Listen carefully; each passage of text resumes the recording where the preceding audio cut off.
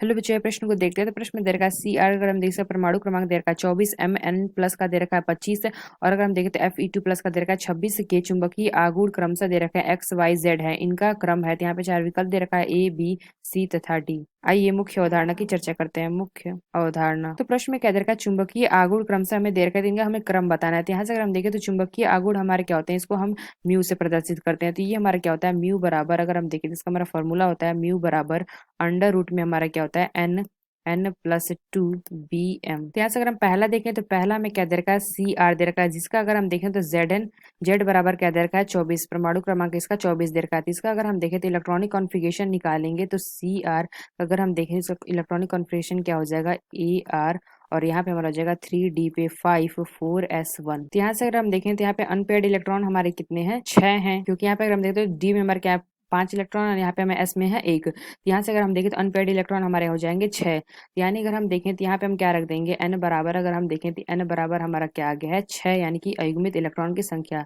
ये हमारा जो n है ये हमारा क्या है, अयुग्मित इलेक्ट्रॉन की संख्या। अयुग्मित इलेक्ट्रॉन की संख्या यहाँ पे हमने क्या देखा, n बराबर हमारा 6 आ गया। तो यहाँ से अगर n बराबर 6 रख देंगे तो म्यू बराबर 6, 6+2।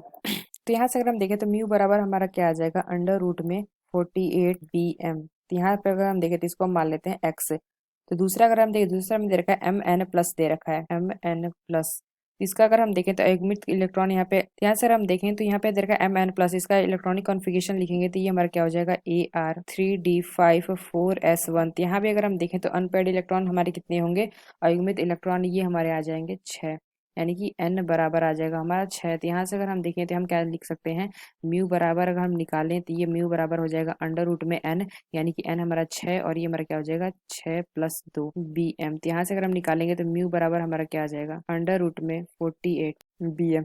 तो इसको हम मान लेते हैं y। तीसरा अगर हम देखें, तीसरा में क्या दे रखा है Fe2+ दे रखा है। तो अगर हम Fe2+ का निकालें Fe2+, ये हमारा बराबर, अगर हम देखें इसका इलेक्ट्रॉनिक कॉन्फ़िगरेशन लिखेंगे Fe2+ का, तो यहाँ पे हमें दे रखा है परमाणु क्रमांक 26 दे रखा है। तो यानी अगर हम देखें तो ये हमारा क्या हो जाएगा AR, और यहाँ से हमारा आ जाएगा क्या 3D6 4s0। तो यहाँ से अगर हम म्यू बराबर निकालें, यहाँ पे हमने क्या देखा, n बराबर हमारा आ गया क्या, अनपेड इलेक्ट्रॉन होंगे हमारे 4, क्योंकि यहाँ पे 3D में दे रखा है 6। तो यहाँ से अगर हम देखें तो ये हमारा क्या हो जाएगा, म्यू बराबर अंडर रूट में 4, 4+2bm। तो यहाँ से अगर हम देखेंगे तो म्यू बराबर हमारा निकल के आ जाएगा क्या, अंडर रूट में 24bm। तो ये हमारा क्या हो गया जेड। तो यहाँ से अगर हम देखें तो जो हमारा दूसरा, यानी कि एक्स और वाई हमारे क्या है बराबर है, यानी कि दोनों हमारे क्या है अंडर रूट में 48 है। तो यहाँ से हम कह सकते हैं क्या, और यहाँ पे अगर हम देखें जो हमारा म्यू बराबर आया है Fe2+ का, ये हमारा क्या है 24 आया है। तो यानी अगर हम देखें तो ये हमारा क्या हो जाएगा, जेड हमारा क्या है छोटा है, एक्स और वाई हमारे क्या है बराबर है। तो ये हमारा क्या आ जाएगा क्रम। तो आइए अपना विकल्प देखते हैं कौन सा विकल्प सही है। तो अगर हम देखें जो हमारा सी विकल्प दे रखा है, जेड हमारा क्या है छोटा है एक्स बराबर वाई से, यानी कह सकते हैं जो हमारा सी विकल्प है, यह विकल्प हमारा सही होगा। तो आशा करते हैं आपको समझ में आया होगा। धन्यवाद।